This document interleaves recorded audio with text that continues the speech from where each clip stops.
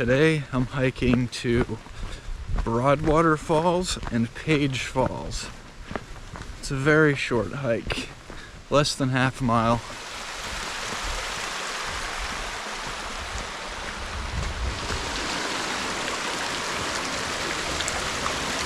It's so blue.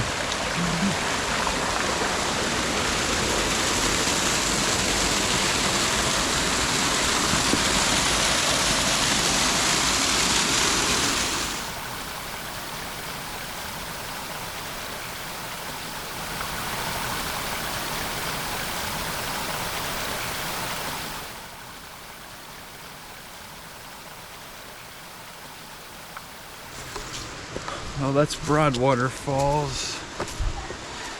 We're gonna head on down to Paige Falls. If you guys are ever in the Compton, Arkansas area, these two waterfalls are very easy access.